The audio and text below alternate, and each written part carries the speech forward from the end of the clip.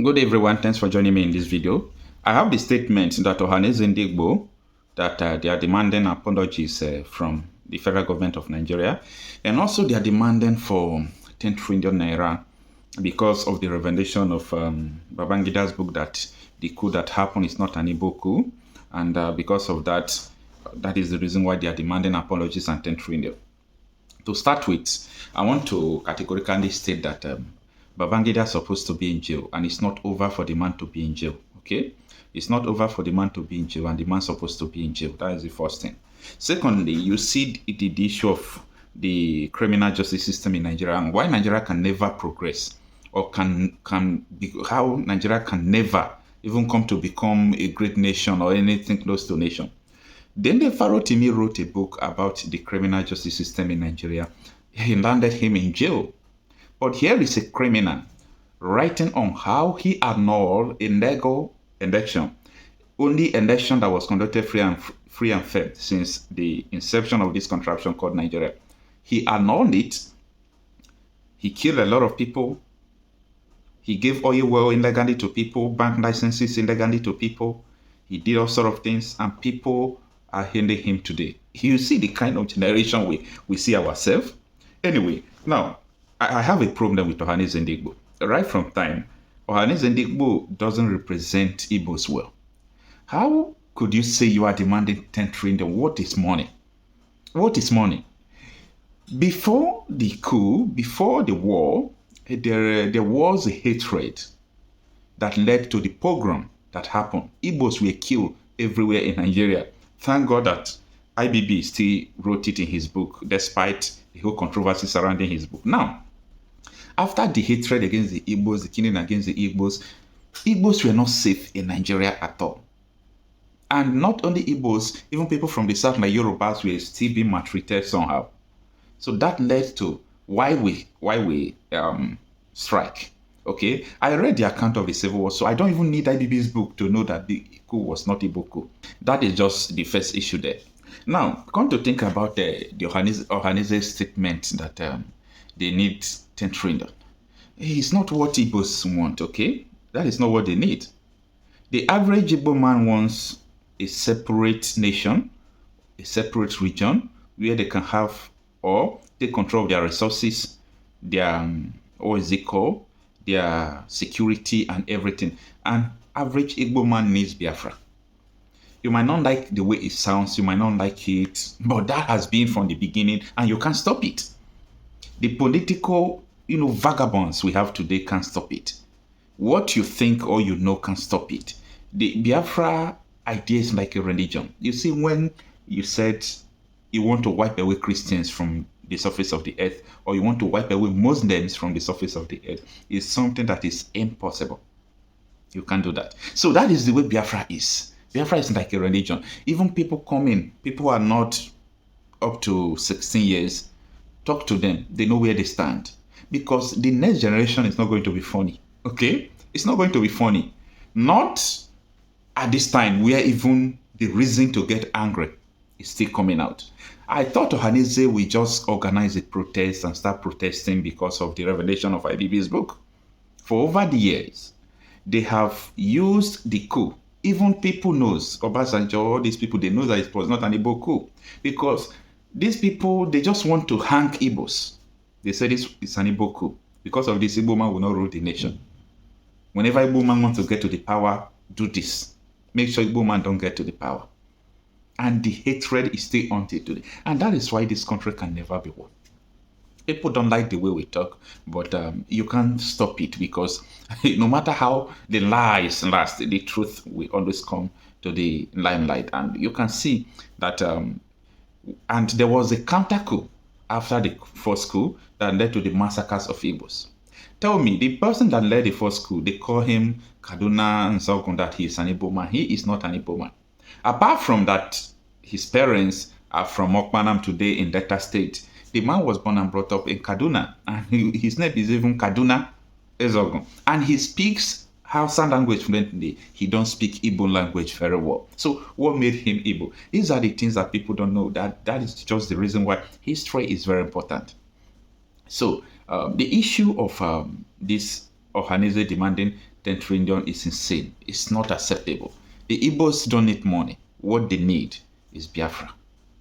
The Igbo apex group, Ohaneze Ndigbo, on Sunday demanded an apology and 10 trillion naira in compensation from President Bola Ahmed Tinubu to be paid to the Igbos following the revelation by former military president Ibrahim Badamasi Babangida that the 1966 coup was not an Igbo coup as alleged. The revelation was contained in IBB's memoir, A Journey in Service. The group noted that the coup unleashed disastrous repercussions on the Igbo people, among other factors, which ultimately led to the horrors of the Biafra War. Let me take their statement in part. The group wrote, "The Apex Igbo Social Cultural Organization, Ohaneze Ndigbo, extends its profound appreciation to General Ibrahim Badamasi Babangida for his remarkable courage in officially declaring that the January 1966 coup was unequivocally not an Igbo coup.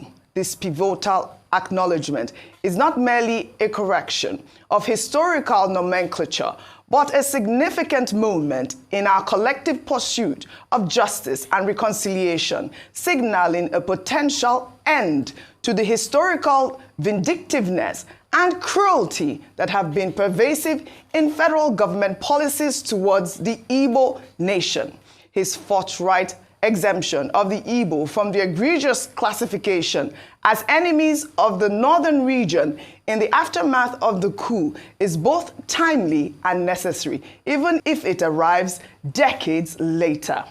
The mislabeling of the 1966 coup has unleashed disastrous repercussions upon the Igbo people, most tragically culminating in the January 1966 counter-coup, which decimated a military head of state of Igbo descent. The staggering loss of life, with approximately 3 million Igbos, predominantly innocent women and children, slaughtered during this conflict, continues to reverberate through our collective consciousness. In light of these egregious injustices and the deliberate neglect exhibited by successive administrations, Ohaneze Ndigbo hereby restates its demands as articulated previously during the Justice Oputa-led Judicial Commission for the Investigation of Human Rights Violation panel in 1999. The present federal government, led by President Bola Ahmed Tinubu, must recognize this moment as an opportunity to extend a public and unequivocal apology on behalf of previous military regimes.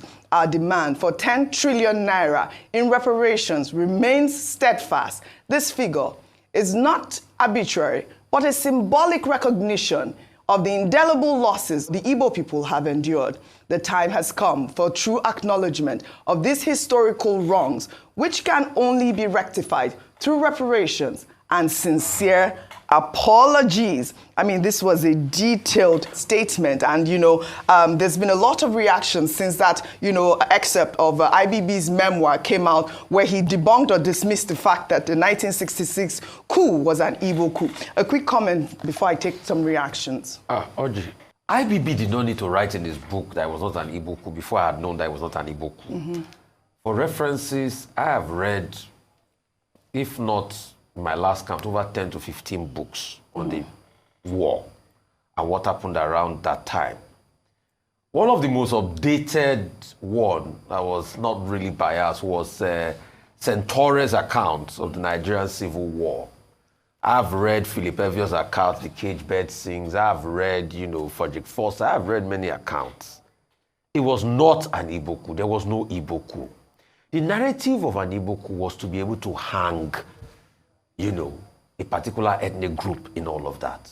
These were a bunch of idealists that said, oh, the way forward to obliterate this political class, this thieving political, and their problems then was the same thieving political class. The coup plotters. Yes. That they became very idealistic. And where did that mindset come from? It came from the elections and the fight that ensued after the second elections, after the 59, I think the 64 elections, where they saw what the political class was doing, where they saw what was happening in the south and other regions of the country. So this bunch of idealists felt that they could save the country, which was a big mistake. Ademoye that wrote the book Why We Struck was not an Igbo man. Kaduna Nzego was from Okpanam. Kaduna Nzego was so Hausa. They have Igbo doctrine. He was born in the north. His name was Kaduna because he was born in Kaduna. So all of this was part of the sentiment that they used for this war then. And there are many copious accounts. It was just a bunch of idealists. They felt the way to go was the way to clean up the system, but it was wrong. There was no ethnic. The same narrative of ethnic coloration stemmed from what the political class started infusing so that there was going to be a fight back. Coupled with the media. And that's why foreign medias also played a role in this.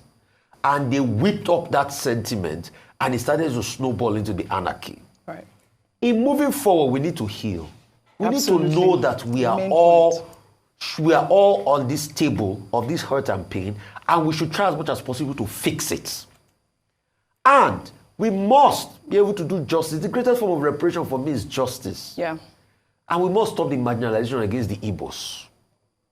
Infrastructure must be built in that land. All right. We must allow infrastructure go round.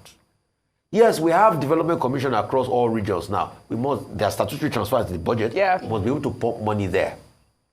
Also, we must bring about federal infrastructural present development. Then we must also stop this talk. An Igbo man cannot be president. Who said so? Who said so? Because you see, these people forget a lot. After the Civil War, one of the paths to reconciliation was a deliberate attempt by the two key political parties to have Philip Omiedi as the running mate of Awolowo and what's his name now? The number one, Alex Ekpa, the first man to get a PhD in architecture in Nigeria. All right. So we need to be able to bring ourselves to this table of recompense and bring the conversation clear on the table that we must fight for a path to peace and stop this Igbophobia and hate against Igbos and all of that.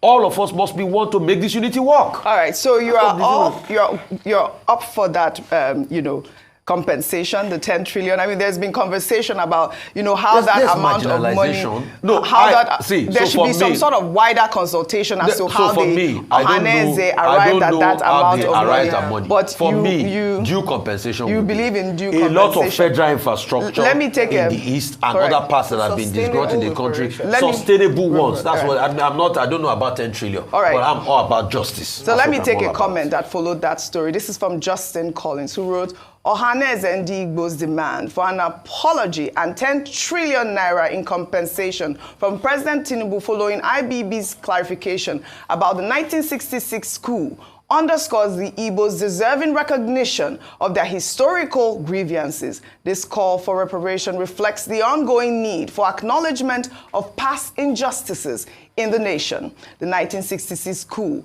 was never an Igbo coup. It was a narrative instigated by the Hausa, Fulani, and other tribes to deny the Igbos their rightful place in Nigeria's leadership.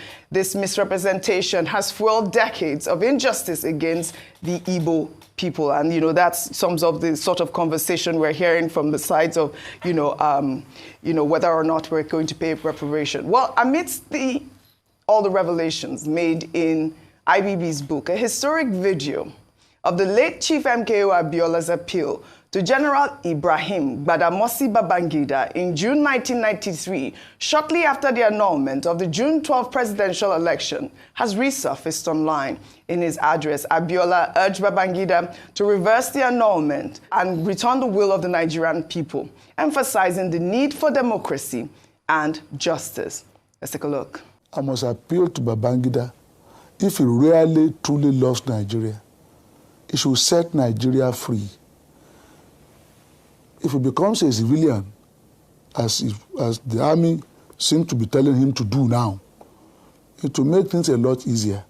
Because it will be one civilian against the other.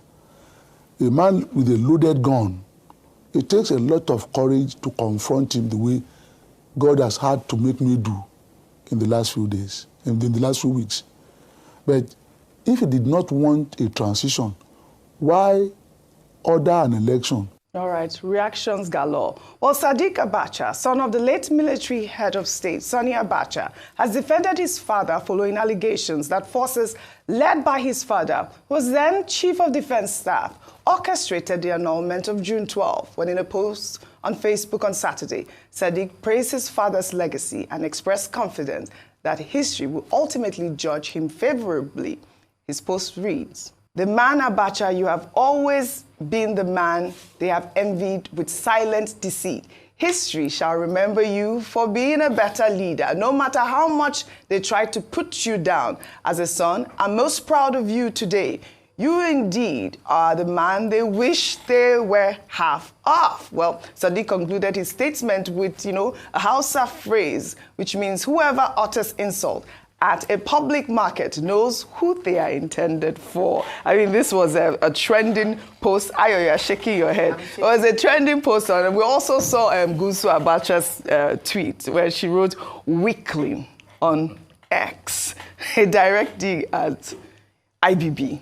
Ayo, quickly. All right. I think it's only in a place like Nigeria that would give guts to these children to come out and speak like this. Mm-hmm.